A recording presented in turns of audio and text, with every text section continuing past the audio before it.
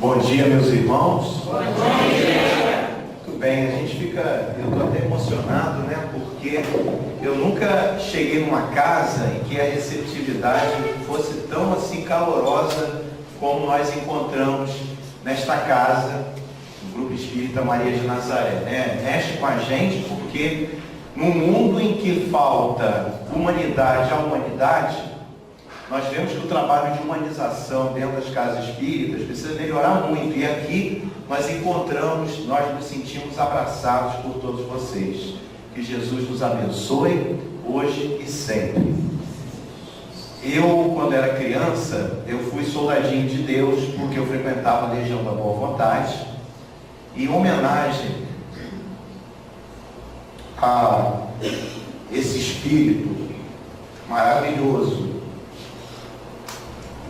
Maria de Nazaré, eu vou recitar aqui o que eu ouvia quando era criança. Eu vi minha mãe rezando aos pés da Virgem Maria. Era uma santa escutando o que a outra santa dizia. Graças a Deus. O tema de hoje, meus irmãos, é extraordinário para as nossas vidas. Nós vamos encontrar essa passagem maravilhosa do apóstolo Paulo, o apóstolo dos gentios, na sua primeira carta aos Tessalonicenses, considerada por muitos historiadores a primeira carta de Paulo.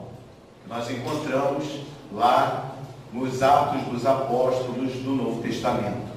E ele diz lá no capítulo 5, versículos 16 a 18: regozijai-vos sempre, isto é, alegrai-vos sempre, estejam sempre alegres, orai sem cessar, em tudo dai graças, porque essa é a vontade de Deus em Cristo Jesus para convosco.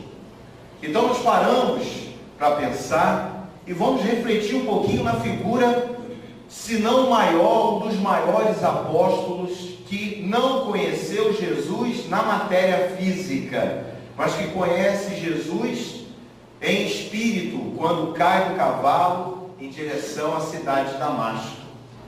Paulo de Tarso, antes chamado de Saulo, nascido na cidade de Tarso, judeu, que fazia parte da seita dos fariseus, ele se torna doutor da lei, tendo como seu mestre Gamaliel, que era um judeu sensato, era um doutor da lei sensato, um grande homem que implicitamente tinha apreço pelo cristianismo. Então nós vamos encontrar aquela figura de Saulo de Tarso, um homem que amava as Sagradas Escrituras, um homem que defendia a lei mosaica com unhas e dentes. Então vamos parar para refletir que muitos dizem assim, não, porque Saulo ele era muito ruim, porque ele mandava matar por apedrejamento, supliciar homens, mulheres, aqueles que não seguiam os preceitos judaicos. E aí, meus irmãos, nós temos que parar para raciocinar da seguinte forma: se Deus, uma das suas características é a infinita bondade e justiça, Deus não poderia criar o mal. Deus não criou o mal, porque existe uma falácia, né? Que as pessoas ficam replicando sem raciocinar, que o mal é o que? É a ausência do bem. Está errado. O mal não existe. O que existe é a ignorância do bem.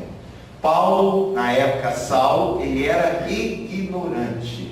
Daí, agindo daquela forma, que para nós era uma forma perversa, ele achava que estava cumprindo os preceitos da sua religião. Então a gente vai voltar um pouquinho lá em Paulo e Estevão, né, para nós entendermos isso aqui, essa frase tão maravilhosa, em tudo dá graças, e nós vamos encontrar ali um homem atormentado, um homem que seguia à risca a lei mosaica, o homem que descobre que existia uma seita dos cristãos que seguiam um profeta, carpinteiro, que havia sido crucificado no meio de ladrões. O homem que fazia milagres e ele não aceitava isso. Um grupo de pessoas, de homens pobres, humildes, pescadores, que haviam fundado um barraco chamado Casa do Caminho. Ele havia recebido essas notícias. E vendo que aquelas pessoas estavam tomando vulto com aquela doutrina que estava surgindo do cristianismo e batendo de frente com o que o judaísmo estava trazendo, com a lei mosaica, ele manda prender Pedro, Filipe, João e Estevão. Gamaliel, o seu mestre, aquele que tinha um apreço muito especial, chega até ele e pede um favor pessoal para que libertasse aqueles homens, que eles não causariam dano nenhum. Mas Estevão já havia discutido com ele e havia ganhado na argumentação o doutor da lei. Na realidade, Estevão era o nome de batismo cristão de Gesiel, que era irmão de Abigail, noiva de Saulo de Tarso. Ele liberta, em consideração a Gamaliel, Filipe, João e Pedro, mas Estevão não. Estevão morre supliciado através do apedrejamento. Então, Estevão foi considerado o primeiro mártir do cristianismo. E se torna depois o mentor espiritual de Saulo de Tarso, depois batizado como Paulo de Tarso. Nós vamos encontrar esse homem revoltadíssimo, porque ele descobre que Abigail era irmã de Gesiel, Estevão, aquele homem que ele havia acabado de mandar supliciar. E ele rompe a sua relação com Abigail e termina o seu noivado com ela. Abigail fica doente, está tudo em Paulo Estevão, eu estou abreviando aqui a história. Ela fica doente com aquilo e depois ele se arrepende e volta a procurar Abigail para fazer o quê? Reatar o seu noivado, mas ela já está ali no leito de morte, naquele processo de desencarne, e ela conta para ele que ela havia se batizado como cristã. Aquilo causou nele um furor de ódio, de raiva. Quem era esse homem, esse Cristo que havia feito com que ele supliciasse o próprio cunhado e estava perdendo a sua noiva? E vai atrás do homem que havia batizado a sua noiva, que era Ananias. Ananias morava em Damasco. Então, Saulo pega cartas de autorização do Sinédrio e parte com soldados para a cidade de Damasco, distante ali 300 quilômetros de Jerusalém. No meio do caminho, ele recebe a visita à luz de nosso Senhor Jesus Cristo. Ele cai no cavalo e ouve aquela voz: Saulo, Saulo, por que me persegues? E ele só tem tempo de dizer: Senhor, quem és tu? Eu sou Jesus. E naquele momento ele dá uma das maiores frases que todos nós deveríamos meditar sobre isso, do chamamento do Cristo para as nossas vidas: Senhor, que queres que eu faça? Então, meus irmãos, esse homem tem uma história extraordinária. Eu aconselho a todos que possam pegar esse livro Paulo e Estevão na biblioteca aqui do Maria de Nazaré. Quem quiser adquiri-lo, comprar na livraria, uma obra extraordinária. Quem quiser ir à Bíblia, pegue Atos dos Apóstolos, que está a vida desse verdadeiro missionário. Um homem que sofreu chibatadas, naufragou, passou fome, passou frio e foi preso inúmeras vezes. E em todas essas vezes, Paulo rendia graças.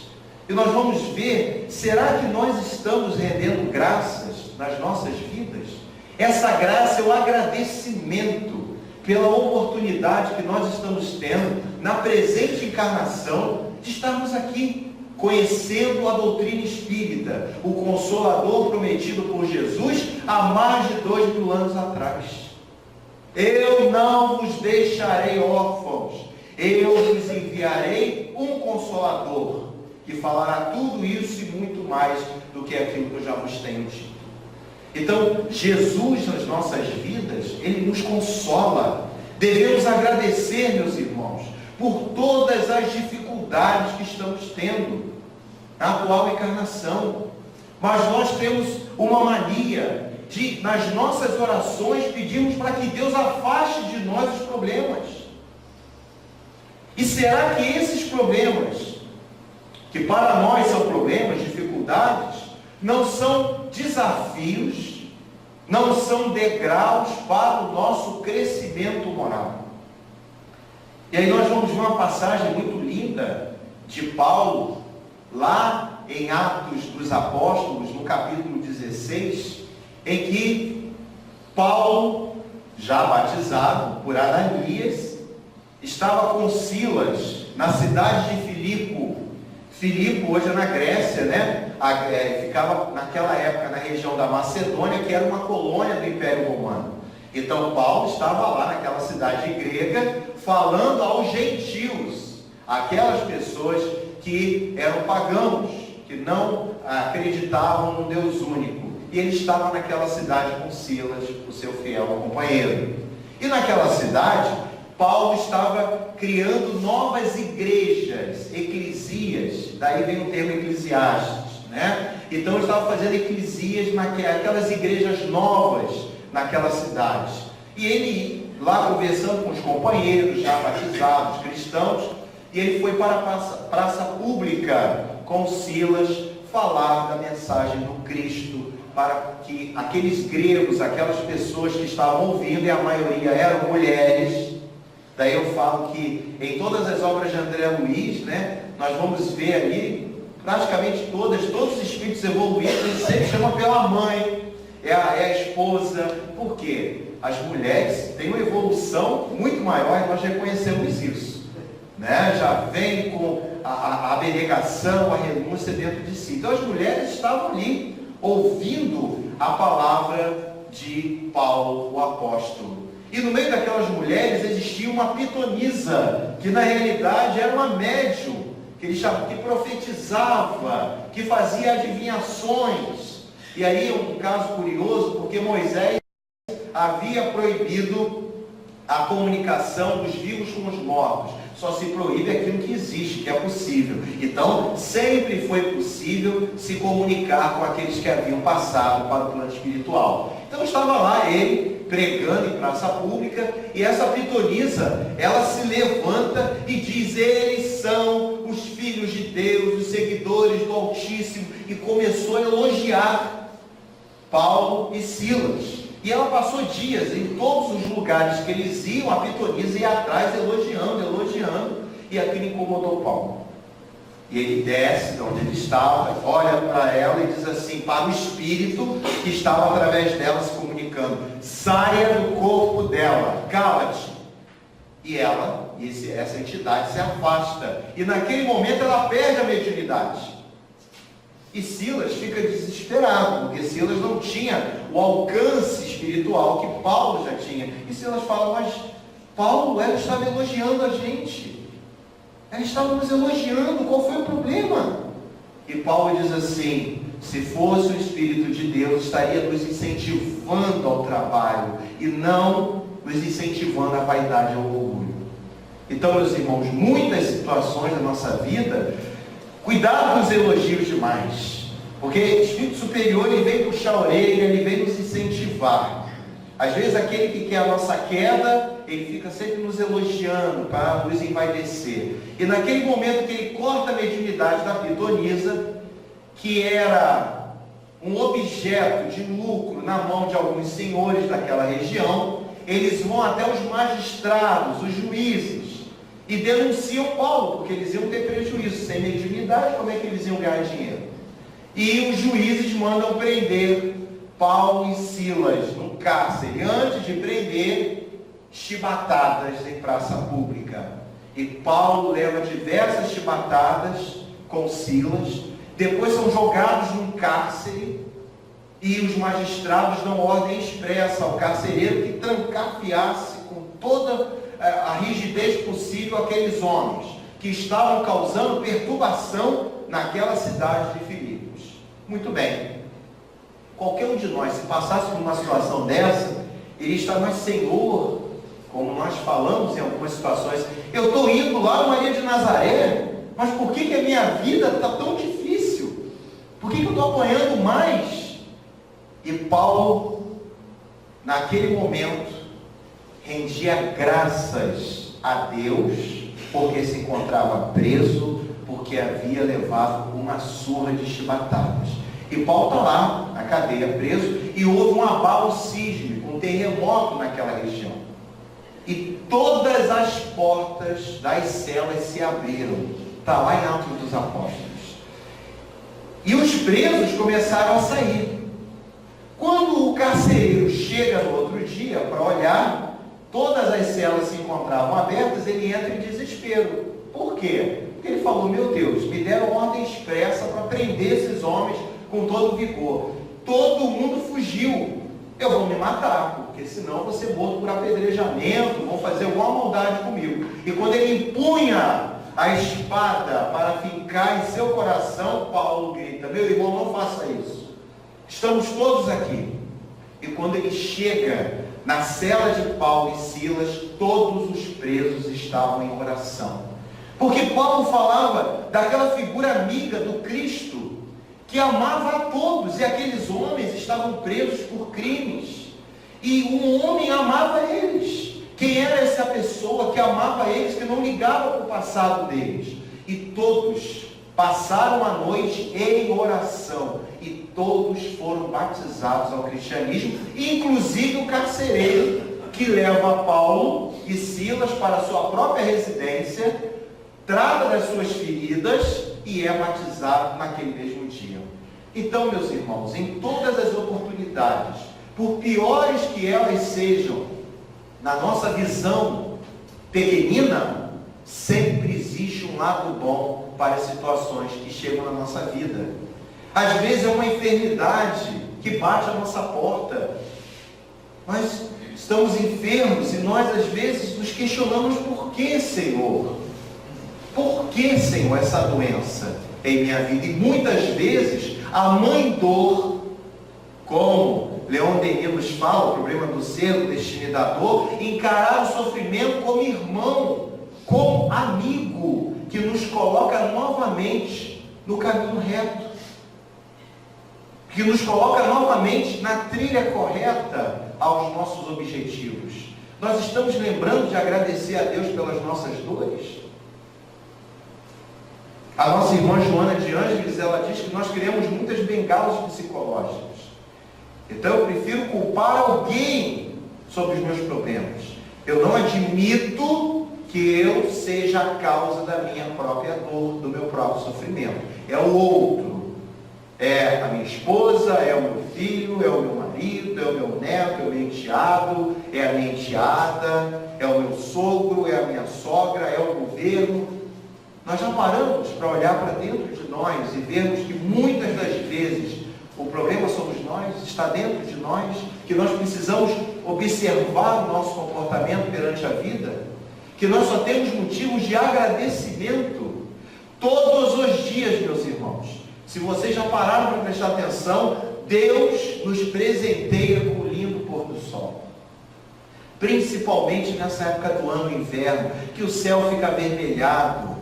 Fica uma coisa extraordinária. Eu que trabalho no Rio de Janeiro, todos os dias eu atravesso a ponte Rio-Niterói, e o entardecer é a coisa mais linda. E Deus nos presenteia com isso, com o desabrochar das flores, com os pássaros. E muitos de nós, por não termos olhos de ver, ouvidos de ouvir, nós ficamos ali presos, numa crisálida, num casulo dos nossos problemas, e deixamos de observar esses presentes que Deus coloca em nossas vidas. E muitas vezes, nós só temos tempo para as lamentações, as críticas. Eu lembro de um filme, já lembro do filme, do nome eu esqueci, é com Will Smith, né, que ele passa uma situação muito controversa. Ele era um homem que vendia aparelhos de medicina, e ele vai à falência, a esposa dele abandona, né? A Procura da da felicidade. À procura da felicidade. Tem uma cena muito importante que ele chegou à miséria. E para um homem chegar à miséria nos Estados Unidos é porque ele foi à bancarrota mesmo, né? Um país riquíssimo. E ele vai dormir num abrigo com o filho dele, né? E eles são levados ali a uma igreja. E eu achei muito interessante a música daqueles irmãos protestantes, porque eles diziam assim: Senhor, não tira a montanha da frente de nós, nos dê força para que a gente possa subir a montanha. E muitos de nós pedimos para que Deus tire a montanha. Eu não quero, não. Eu quero que o problema seja resolvido, né? Eu vou lá na casa espírita e quero que o problema seja resolvido. Então, no estalar de dedos, o problema vai ser resolvido. E não funciona dessa forma. No momento em que eu passo a agradecer pela dificuldade, o meu padrão vibratório, ele vai o quê? Subindo. Eu começo a me conectar com quem? Com os espíritos benfeitores, e a ajuda chega. Reparem só, aqueles que só sabem reclamar da vida, como é a vida deles, e aqueles que só têm a agradecer a vida. Vamos ficar alegres na tristeza e mais alegres ainda na alegria. Em todos os momentos, sermos o quê? Alegres. Em todos os momentos, sermos o quê? Agradecidos por todas as bênçãos. Hoje nós temos pernas, braços, conseguimos caminhar sozinhos até aqui. E quantos gostariam de estar aqui nesse momento sentados e não podem sair do seu leito de dor? Quantos estão nos hospitais, nos presídios, nos orfanatos, os nossos irmãos em situação de rua, que não têm a mesma oportunidade que nós tivemos de conhecer a mensagem do Cristo? Quantos desses, se tivessem ouvido lá atrás, não teriam cometido os erros que cometeram? Então, meus irmãos, nós temos que agradecer sempre. Lá no livro Pão Nosso, do nosso querido Emmanuel, que foi lido aqui no início, tem uma página no capítulo 100 chamada Rendamos Graças.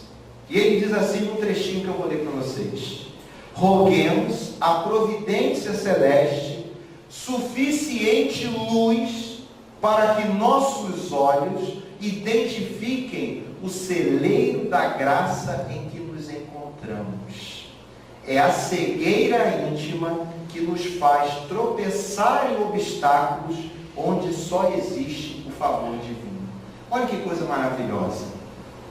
Será que eu, olhando para minha casa, não interessa se é um palacete, se é uma choupana, se é um barraquinho, mas eu tenho um teto para abrigar a minha cabeça? Jesus nem isso tinha, meus irmãos. Jesus não tinha posse nenhuma. O mestre dos mestres, a maior luz já descida a esse planeta, dormia de favor na casa dos seus discípulos. E ele dizia: o Filho do Homem não tem aonde reclinar a sua cabeça. E nós temos uma casa, por mais simples que seja, nós temos um teto, nós temos um lar, nós temos uma família, que por maiores que sejam os desafios nessa família, é uma família. São pedras preciosas que Jesus colocou em nossos lares, sobre a nossa guarda provisória, para que possamos burilar-nos uns aos outros naquela família e transformar inimizades em amores eternos. Porque a função do trabalho, do amparo espiritual nas casas espíritas, da desobsessão, não é afastar os obsessores, é transformar os obsessores em amigos espirituais. Através de quê? Do nosso comportamento, da nossa mudança de atitude perante a vida. Allan Kardec nos diz: reconhece-se o verdadeiro espírita, primeiro, pela sua transformação moral. Já não sou mais eu que vive, mas o Cristo que vive dentro de mim. Palavras de Paulo. Palavras de Paulo. Então, o nosso comportamento, e aí tem sempre, né, aquele obsessor desencarnado que vem no nosso ouvido e diz assim: você não é capaz, você é hipócrita, tá vendo como é que você erra? Você vai lá no centro, toma passe, assiste palestra, faz estudo, mas você não mudou nada. e aquela nova ideia jogada em cima de nós. Mas Kardec também diz, o segundo ponto do verdadeiro espírita é aquele que se esforça para domar as suas más inclinações. Então não é o perfeito, é aquele que está se esforçando. Hoje eu sou melhor do que ontem.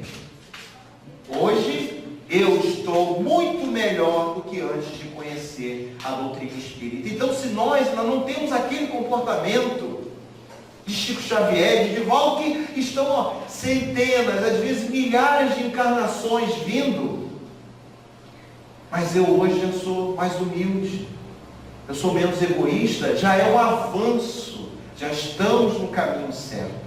E ele diz assim, lá na carta aos Coríntios, no capítulo 12, versículos 15, eu, de muito bom grado, gastarei e me deixarei gastar pelas vossas almas, ainda que, amando-vos cada vez mais, seja menos amado. E aí nós encontramos a ingratidão nessas palavras do apóstolo Paulo. Paulo aqui estava preso, já em Roma, preso, já no finalzinho, quando ele escreve uma carta a Timóteo, já se despedindo, né? Porque ele já estava muito fraquinho. E o imperador Nero, naquela época, havia proibido Paulo de sair de Roma, porque Paulo era cidadão romano. Além de judeu, ele era cidadão romano. Então o imperador Nero, aquele que tacou fogo em Roma, né? Havia mandado prender Paulo. E aí quando ele descobre que Paulo era cidadão romano, ele fala, peraí, não posso prender um cidadão romano, né? Então o que ele fala? Olha, eu vou deixar você solto, não tinha, né, tornozeleira eletrônica, né? Mas você não vai poder sair de Roma, tá bom? E Paulo fica lá, naquela cidade, né? Preso em quarentena, e ele escreve de dentro, que ele foi preso primeiro da cadeia, essa carta a Timóteo, e dizendo da ingratidão, como ele diz aqui, eu de muito bom grado gastarei e me deixarei gastar pelas vossas almas, ainda que amando-vos cada vez mais seja menos amado. Então, quantos amigos, pessoas que se aproximaram de nós, nos foram caras, que nós auxiliamos, que demos o nosso coração e nos devolveram com a ingratidão. Mas Paulo diz o que sobre a ingratidão? Devemos ter o que? Compaixão. Porque o ingrato, na realidade, ele é um egoísta. E o egoísta sofre com isso. Então, por mais que todos aqueles que ele havia curado, que ele havia auxiliado, se virassem contra eles, ele diz isso a Timóteo, nós deveremos render graças a Deus, porque em algum momento nós oferecemos alguma coisa positiva a esses irmãos. Em algum momento nós nos demos em valor para ele e recebemos dele também o apoio. E nós fazemos o que, meus irmãos? Quando alguém tem gratidão para conosco, nós ficamos revoltados, né? Mas como é que pode? Eu ajudei o Walter várias vezes e agora ele vira o rosto para mim. E aí bate, né, aquele sentimento de mágoa, de melindre. Mas não, cada um é cada um. É que nós idealizamos muito próximo. Nós pegamos uma imagem da pessoa e transformamos ela naquilo que nós gostaríamos que ela fosse. Por isso que Zaru dizia, elogios e críticas não mudam ninguém, cada um continua a ser exatamente aquilo que é. E a gente observa muito isso. Eu idealizo a imagem do meu amigo. Meu amigo é isso, que eu idealizei.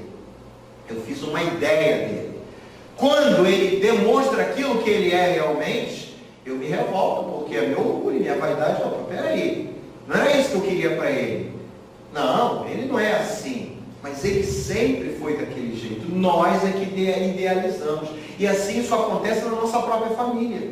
Porque eu coloco aquele filho que me dá trabalho, aquele parente que me faz chorar, como o quê? Não, esse é a ovelha negra da família. Eu vou afastar ele de mim. E é exatamente esse que precisa ser mais amado. Jesus diz assim, eu não vim para os sãos, eu vim para os doentes. Então vamos amar mais, rendendo graças a Deus, que temos aquele desafio no nosso lar, porque a oportunidade, às vezes, de milênios de dívidas reencarnatórias, e Deus coloca ali para que ele possa ser amado. Ah, mas ele não me ama, a responsabilidade dele. Façamos a nossa parte. E ele diz assim também, no livro Palavras de Vida Eterna: mesmo que não entendas de pronto os desígnios da providência divina, recebe a aprovação como sendo o melhor que merecemos hoje em favor do amanhã. E ainda que lágrimas dolorosas te lavem a alma toda, rende graças a Deus. Observar, olhar a dificuldade rendendo graças. Eu lembro que todos nós já passamos por uma situação, né? Você está se dedicando, vai à casa espírita, procura fazer tudo certinho, a tua vida começa a ir pelo avesso, né? E aí eu fui entender isso, né? Porque eu já fui evangelizador de mocidade, já passei diversas tarefas na casa espírita, e num grupo de estudo, no ESG, uma senhora veio conversar comigo. Olha, da minha vida já era difícil. Depois que eu vim para cá, piorou. Você pode me explicar por que está piorando? Eu falei assim: minha irmã, você já foi criança, já? Já. Você fazia arte, né? Pilantrices, né? Traquinagens? Já fiz muito. E ele, o que acontecia? Como é que era a educação na tua época? A minha mãe partia para dentro de mim, com a chinelo, correada, vara de goiaba, o que tivesse, vinha em cima. E você ficava brava com a sua mãe? Não, porque eu fazia arte, então eu apanhava, eu sabia o que eu estava apanhando. Então, minha irmã, quando você passa a compreender as dificuldades, quando chegam novas dificuldades, você não se revolta, porque você sabe o porquê daquilo estar acontecendo na sua vida. Quantas coças eu levei da minha mãe com cinturão, né? E ela dizia assim: correia não é santa, mas opera milagre. Então ela botava aquele cinturão pendurado atrás das portas. Cada porta da casa tinha um cinturão. Você vê como é que era uma criança, né? Tranquila, né? Um espírito benfeitor, né? E eu apanhei muito, mas apanhava e nem aí, tranquilo, porque eu sabia que eu tinha feito alguma besteira, eu tinha saído daquela trajetória reta, né? Então, quando vinha o castigo, eu não ficava revoltado.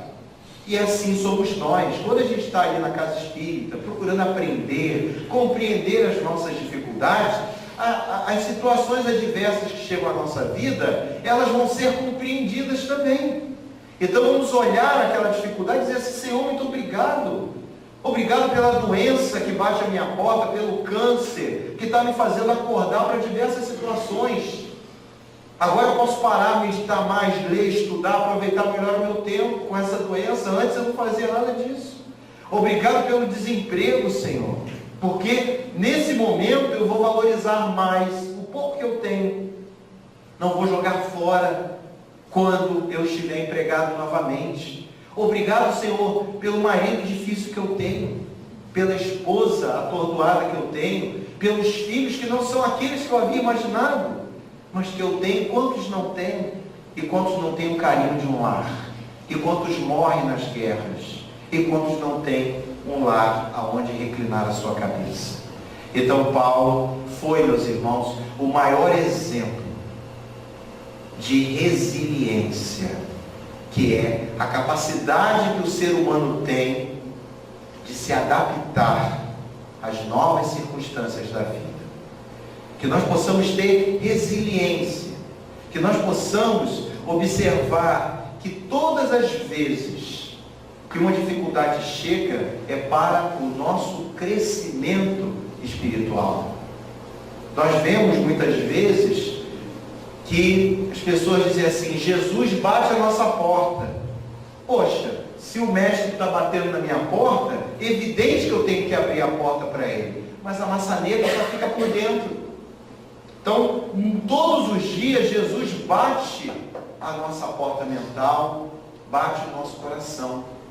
Depende de cada um de nós abrimos a porta para que Ele entre em nossas vidas. Nós já agradecemos hoje, meus irmãos. Quando a gente acorda, a gente faz o quê? Eu abro os olhos, ok. Nós abrimos os olhos, né? E depois que a gente abre o olho, já elevar o pensamento a Deus, obrigado, acordei no mundo dos encarnados. Porque a gente pode acordar no mundo dos desencarnados também. Não é isso? Então, vamos agradecer pequenas coisas no dia a dia. Acordei, obrigado, Senhor. Que as oportunidades surjam na minha vida. E elas chegarão. Porque no momento em que eu elevo o meu pensamento a Deus, o meu padrão vibratório se eleva também, e os bons espíritos chegam com as suas intuições até a minha casa mental. Principalmente o mentor espiritual que me acompanha, que é o meu anjo da guarda, que está ali do meu lado, e muitas vezes eu me afasto dele. Não é ele que se afasta de mim, sou eu que me afasto dele. Vocês já pararam para agradecer o motorista de ônibus, o cobrador, aquelas pessoas que estão trabalhando 24 horas por dia para que nós tenhamos conforto? A energia elétrica não chega aqui assim, passe de mágica, não. Né, Walter? Você que foi dessa área, né? Então, são dezenas de milhares de homens que trabalham dia e noite. Vocês sabiam que na ponte Rio-Niterói, aquele vão central, tem dezenas de homens ali trabalhando para manter a segurança do vão central? Vocês sabiam que quando você elogia um motorista de ônibus, você dá um bom dia, abre um sorriso para ele, a gente está auxiliando a preservação da nossa própria vida? Por quê? Ele está carregando a vida de dezenas de pessoas. E o que a gente faz? Briga, né? Faltou 5 centavos de troco, ele está construindo uma casa em Cabo Frio, cada 5 centavos é mais um tijolo que ele bota na casa dele de Cabo Frio. E aí eu elogio a mãe dele, que ele parou no ponto errado. Como é que fica o psicológico desse motorista depois? Já houve casos, aqui na região metropolitana, do motorista parar no meio da avenida, descer do ônibus e ir embora. Tamanho é o estresse. Nós agradecemos. Agradecemos o pão que comemos porque o padeiro acordou de madrugada para fazer. Em casa nós agradecemos a nossa mãe, a nossa avó pelo prato de comida, ou o nosso pai, o nosso avô, o nosso padrasto, a nossa madrasta. Nós nos tratamos como dentro de casa? Porque quando a visita chega, né, muda até o vocabulário, né? De estupidez para português, né? Então eu vou tratar bem. Olha, com licença, sente-se, a pessoa dá um prato de doce, a pessoa agradece, né? E com o nosso familiar a gente não faz isso, né? Quem faz, graças a Deus. Mas isso é um processo que a gente tem que trabalhar. Vamos auxiliar as nossas esposas, as nossas mães, vamos lavar a louça, né? Não precisa não, olha, você já ficou na cozinha um bom tempo, vamos lavar a louça, né? Lá em casa a última palavra é minha, sim, né? Eu vou lavar, pode deixar. Então é sempre, eu já sou expert em lavar louça. Mas temos que auxiliar. E aí você vai criando, né, um lar dentro de uma casa. Porque muitos moram em casas, não moram em lares. É cada um por si. Hoje, com o advento da tecnologia, nunca se teve tanta conexão como se tem hoje, e tanto individualismo e solidão também como se tem hoje. Eu tenho 5.000 seguidores na rede social, mas se eu contar nos dedos, não tem um que liga para mim para saber se eu estou vivo ou morto. Se eu parar de publicar foto, no feed deles vai sumir, e aí que eles vão esquecer de mim mesmo. Mas eu tenho 5.000 lá, né? Me adicione, eu vou adicionando, porque a pessoa só quer acompanhar a tua vida, para falar mal, para dizer que você trocou de carro, né? E tem gente que tem uma necessidade tão grande de mostrar para os outros que está bem, e não está, que ela vai na padaria e fotografa que ela está comprando pão. Ela vai no hospital, fotografa o soro. Estou lá, aqui, eu estou no hospital. Aí faz o check-in no hospital e bota a foto do hospital. Ela vai viajar, ela fotografa. Eu tenho uma colega, né, que ela foi passar a lua de mel, ela fotografou tudo. Eu falei, e a lua de mel? Levou o computador e ficou publicando foto direto. Eu falei, gente, a lua de mel. então a gente nunca se teve tanta necessidade de compartilhar, mas os corações estão afastados. Os corações estão afastados. Famílias inteiras que sentam ao redor da mesa, cada um com o seu aparelhinho, não conversam. E eu já presenciei isso com a minha esposa em shopping. Está o casal, o marido, a mulher e o bebê lá, a criancinha. E a criança tentando dialogar, os pais lá com a cara na tela. E não estavam conversando com o outro, não. Estava lá na tela. E a criança fica, e a criança cresce, vira adolescente e se afasta totalmente da família. Ah, mas por que meu filho, eu dei tudo pro meu filho? Meu filho tinha 2 anos, ganhou um tablet. Mas não conta história, joga o desenho para a criança ficar vendo. A criança chega da escola toda feliz com aquele desenho, você não entende o que é aquilo, né? Aí, uma casa com cavalo, eu sei pedir a tradução, traduz para o tio. É uma casa com cavalo com não sei o que, não tinha nada ali para mim. Mas o prazer que você vai dar e a importância e a valorização para o teu filho, para a tua filha. Ele vai se tornar seu amigo, seu apoio no dia de amanhã. E aí nós encontramos cada vez mais pessoas solitárias, conectadas, mas solitárias. O que nós estamos fazendo da nossa vida? Os momentos de alegria que nós estamos deixando passar, os almoços em família, a comunhão fraternal no lar. Eu lembro que um juiz no Nordeste proibiu o mensageiro. Não vou dizer o nome porque eu não estou ganhando nada. Então não vou fazer propaganda. Aí o juiz proibiu esse mensageiro, né? Vai ficar 24 horas bloqueado no Brasil todo. Gente, as pessoas assustadas andando na rua, porque elas nunca levantavam a cabeça. E elas estavam olhando, admirando a cidade, porque elas não conversavam. Elas sempre com a cabeça inclinada para baixo, olhando o seu celular. E no momento que aquele mensageiro ele é bloqueado, as pessoas passaram a levantar a cabeça e olhar umas às outras. A gente vê pessoas se esbarrando na rua, na escada rolante, né? Caindo em chafariz dentro de shopping, caindo em chafariz, sendo atropeladas, porque elas ficam conectadas sem estar conectadas com o mundo. Estão conectadas virtualmente, mas o mundo ao redor. Então, Jesus nos pede a nossa conexão com Deus, através de bons pensamentos, mudança de atitude. Não adianta estar numa ilha deserta, num hotel 5 estrelas, se o seu íntimo está destroçado. E às vezes nós encontramos muitas famílias no meio da miséria, mas com alegria no rosto. Eu lembro quando eu era criança, eu morei em Maricá. E tinha a Serra do Silvado, né? Vocês que moram aqui em Rio Bonito devem conhecer essa serra famosa. E eu ia muito lá, que minha mãe tinha amigos, né? Sitiantes lá, e a gente ia muito na casa deles. E os meninos lá brincavam, sabe com o quê? Eles pegavam aquelas latas de óleo lisa, esses óleos todos aí, né? E furavam a lata, botavam rodinha de madeira que eles faziam, e empurrava aquilo, o carrinho, o caminhão deles era cheio de areia, empurrava aquilo, eu ficava horrorizado quando eu via aquilo ali, porque eu tinha caminhão de plástico, gente. Isso aí é o concurso, você tem um caminhão de plástico, e eles tinham caminhões feitos por eles. Mas numa alegria, que um dia eu levei meu caminhão, eles nem quiseram, isso aí, não acharam graça no caminhão de plástico. Sabe o que eles faziam? Eles faziam um ônibus também, enchiam, sabe quais eram os passageiros dele? Formiga. Enchia aquela lata de formiga.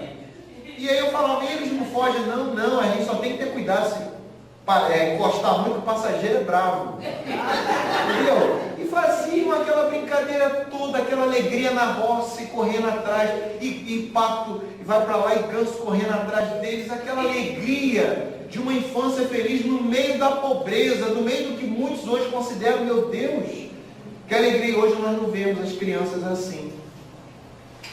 As crianças que não correm mais, que não brincam, que não jogam peão, que não jogam bolinha de gude, ficam todas conectadas e desconectadas das suas famílias. Então, meus irmãos, que nós possamos, finalmente, meditarmos nessas palavras de Jesus, observarmos essas palavras de Paulo, o apóstolo, um dos maiores apóstolos do cristianismo primitivo, o homem que superou as suas próprias limitações, um homem que teve a coragem de voltar aos lugares em que ele pregava contra os cristãos, pregando a favor dos cristãos. O homem teve uma evolução espiritual extraordinária numa única encarnação, um salto extraordinário que esse homem teve, equivalente somente a Maria de Magdala, que foi o outro ícone do cristianismo.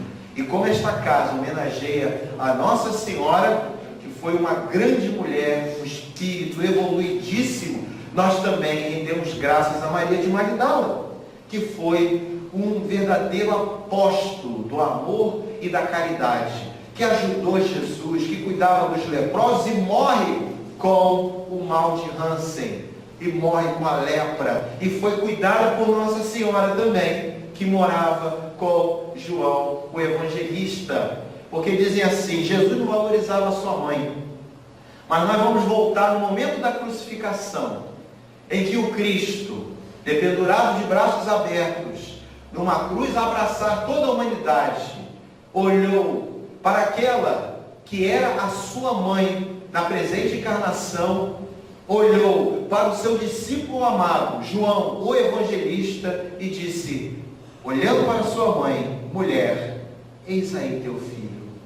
Filho, eis aí tua mãe. E naquele momento Jesus passava a responsabilidade para que João cuidasse de sua mãe, Nossa Senhora, que foi muito valorizada por Jesus. Uma mulher que soube aguentar todas as incompreensões da sociedade para com Cristo. A mãe universal da cristandade. Que Jesus esteja sempre, meus irmãos, em nossos corações. Muita paz, que Jesus os abençoe.